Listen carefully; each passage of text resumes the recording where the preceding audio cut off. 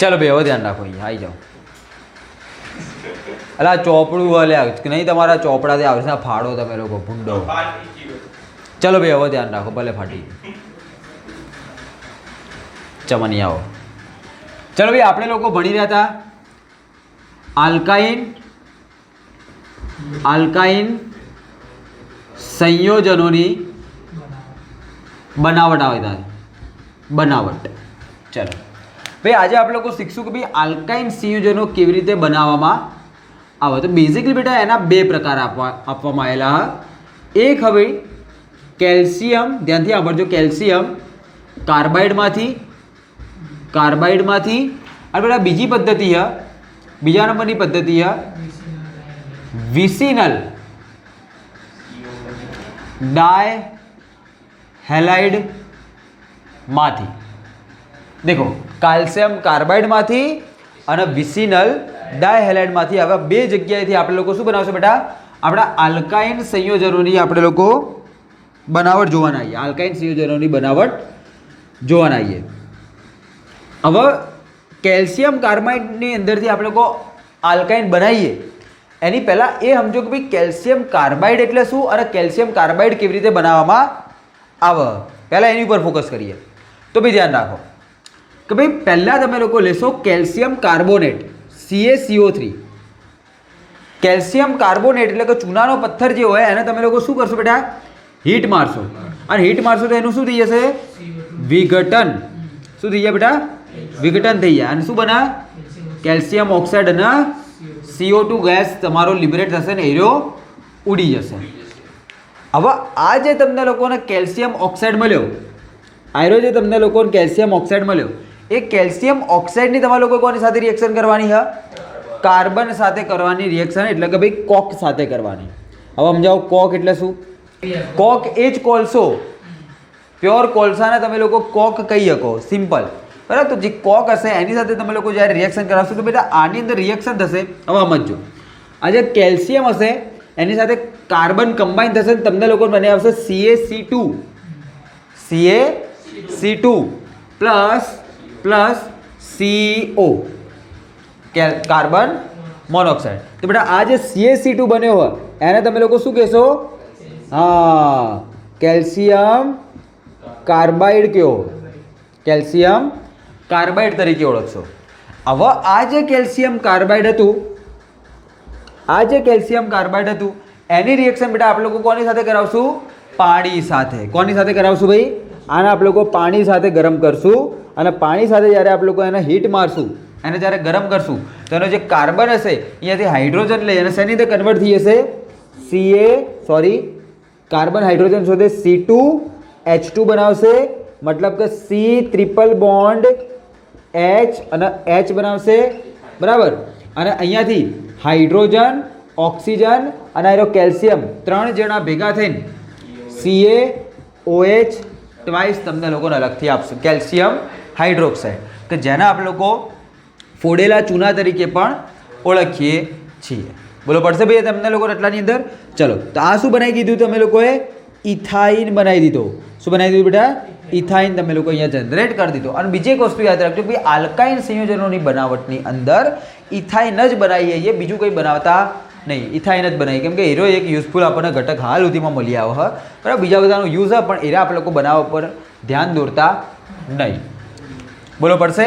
તો એ સિમ્પલી થઈ ગઈ કેલ્શિયમ કાર્બાઇડ નથી. હવે એનાથી ઇઝી રિએક્શન જો તમારે લોકો જોયું હોય તો તમે લોકો ચેક કરી શકો વિસિનલ ડાયહેલાઇડની અંદરથી. ચલો, વિસિનલ ડાયહેલાઇડમાં શું કરવાનું, તો પહેલાં તો વિસિનલ ડાયહેલાઇડને પકડી લાવો. તો બેટા શું હતી એની શરત, તો કે પાડોશી કાર્બન ઉપર શું હોવું જોઈએ, હા, મતલબ કે અહીંયા માની લો ભાઈ બ્રોમિન. હા, હવે દેખો આ CH2 હશે અને આ રહ્યો CH હશે, ચાર બોન્ડિંગ કરતા થવા જોઈએ. એટલે આને કહીશું હું, આને શું કહી શકું હું,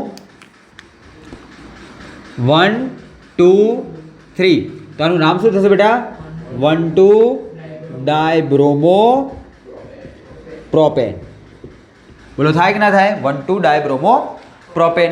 હવે જ્યારે તમારે લોકોએ શું કરવાનું હોય, દેખો હવે તમારે લોકો સિમ્પલ શું કરવાનું હોય કે અહીંયાથી તમારે લોકો બ્રોમિનને હટાવશો.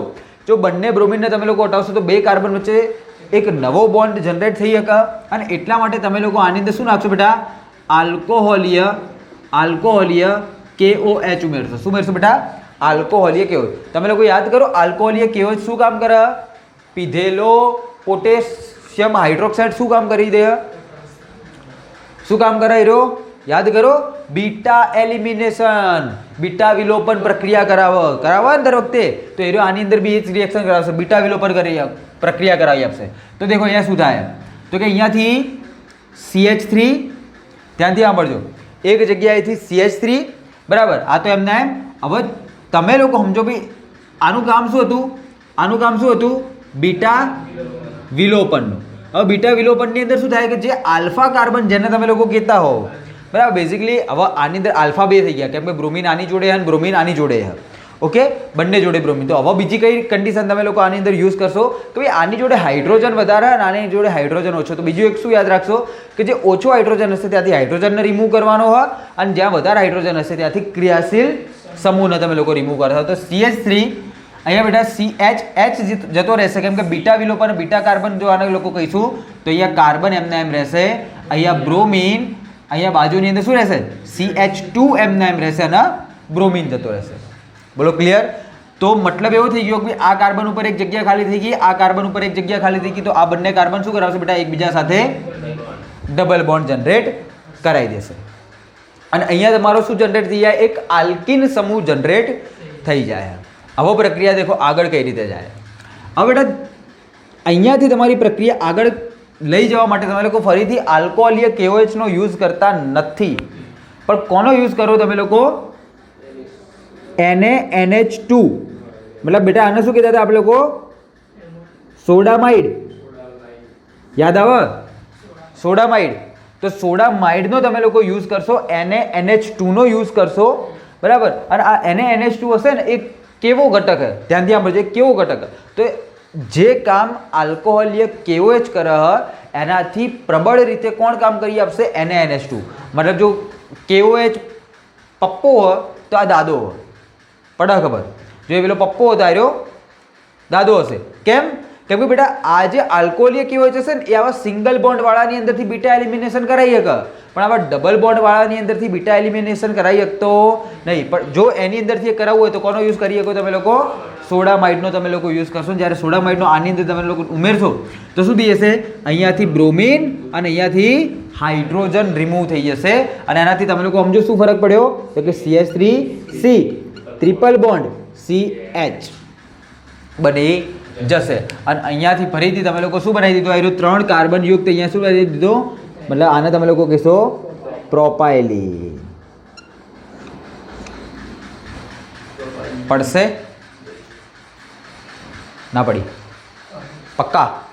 તો એક હશે બેટા કેલ્શિયમ કાર્બાઇડની અંદરથી અને બીજું હશે બેટા વિસિનલ ડાયહેલાઇડની અંદરથી. જો કેલ્શિયમ કાર્બાઇડમાંથી બનાવવું હોય તો પહેલાં CaCO3 લો, તાપમાન આપો, વિઘટન કરો, CaO અને CO2 ની અંદર કન્વર્ટ થશે.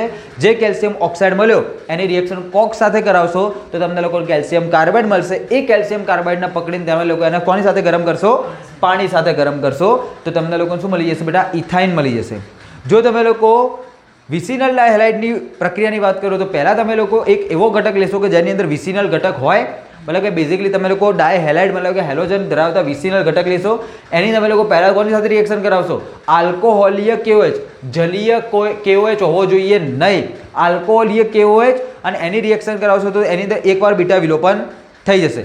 હવે શું કરવાનું હોય કે એક કાર્બન ઉપરથી બ્રોમિન અને બીજા કાર્બન ઉપરથી હાઇડ્રોજન નીકાળવાનો હોય, પણ એની અંદર ઓલરેડી ડબલ બોન્ડ આવેલા હોવાના કારણે આલ્કોહોલીય KOH નો યુઝ કરી શકતા નથી. તો એટલા માટે આપણે લોકો કોનો યુઝ કરશું બેટા? સોડામાઇડનો યુઝ કરશું, NaNH2 નો યુઝ કરશું અને એ NaNH2 તમારી પ્રક્રિયાની અંદરથી તમને લોકો શું બનાવી આપશે? ટ્રિપલ બોન્ડ વાળો ઘટક મતલબ કે આલ્કાઇન બનાવીને આપશે. બોલો પડશે એટલાની અંદર? ઓકે.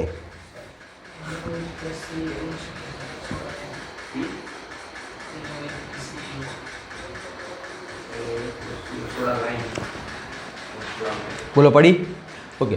હવે સાંભળી લો ભાઈ ભૌતિક ગુણો. ભૌતિક ગુણો ડાયરેક્ટ હું તમને કહું, તમે લોકો સાંભળી લો, કંઈ નહીં. આલ્કેન અને આલ્કિનની અંદર જેવા ભૌતિક ગુણધર્મો હતા સેમ પેચ આની અંદર પણ એવા જ ભૌતિક ગુણધર્મો તમને લોકોને જોવા મળશે. હવે તમે લોકો વાત કરી લઈએ અહીંયા ભૌતિક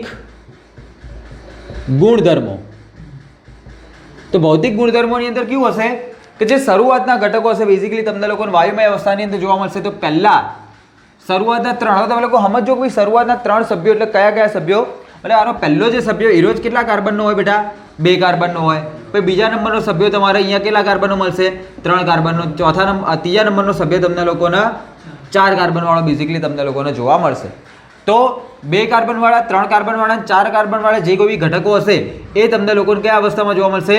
વાયુમય અવસ્થાની અંદર જોવા મળશે. બીજા નંબરની અંદર તમે લોકો યાદ રાખજો કે એના શરૂઆતના 3 સભ્યો હતા. પછી તમે લોકો સમજી લો 5 કાર્બનથી લઈ એના 12 કાર્બન સુધીના, બરાબર ને? તો તમે લોકો અહીંયા ચેક કરીએ કે આપણે લોકો કે 4 કાર્બનથી લઈ અને પહેલા જે 5 થી લઈને 12 કાર્બન સુધીની અંદર કેટલા આવશે? બીજા 8 ઘટકો આવી જશે. આની અંદર કેટલા આવી જશે બેટા? 8 ઘટકો આવી જશે. આના જે 8 ઘટકો હશે એના કેવા અવસ્થાની અંદર જોવા મળશે? બેઝિકલી પ્રવાહી અવસ્થાની અંદર જોવા મળશે. ચલો ત્રીજા નંબરની અંદર શું કહેશો તમે લોકો કે આના સિવાયના મતલબ કે 13 કાર્બન કે તેથી વધુ કાર્બનિક સંયોજનો જે હશે આલ્કાઇન, એના તમને લોકોને કયા સ્વરૂપે જોવા મળશે બેટા? ઘન સ્વરૂપે જોવા મળશે. ચલો બીજી કઈ વાત કે જેમ જેમ બેટા આની અંદર કાર્બનની સંખ્યા વધશે, કાર્બનની સંખ્યા ઇન્ક્રીઝ થશે, એવી રીતના એ લોકોનો મોલેક્યુલર માસ પણ શું થતો જશે બેટા? અણુભાર પણ વધતો જશે. સિમ્પલ વસ્તુ. અને અણુભાર વધવાના કારણે એ લોકોનું જે સરફેસ એરિયા હશે, સાઉથ આફ્રિકા નહીં, એ સરફેસ એરિયા પણ શું થશે? વધતો જશે. અને એના લીધે એની અંદર વાન્ડર વાલ્સ ફોર્સ ઓફ એટ્રેક્શન, બરાબર? વાન્ડર વાલ્સ ફોર્સ ઓફ એટ્રેક્શન પણ શું થઈ જશે બેટા? વધતો જશે. અને એના લીધે એના બોઇલિંગ પોઈન્ટ અને મેલ્ટિંગ પોઈન્ટમાં પણ શું થતો જશે? એકંદરે તમને લોકોને વધારો થતો જોવા મળશે. બોલો પડે આટલી વસ્તુઓની અંદર આવશે આઈડિયા? બીજું શું કહે કે ભાઈ આ જે આલ્કાઇન સંયોજનો હોય એ આલ્કાઇન સંયોજનો તમને લોકોને કેવા જોવા મળે? એકદમ ઓછા પ્રમાણની અંદર એકદમ મંદ એવા ધ્રુવીય જોવા મળશે. એકદમ મંદ ધ્રુવીય જોવા મળશે, મતલબ કે ખૂબ જ ઓછી એની અંદર પોલારિટી જોવા મળશે.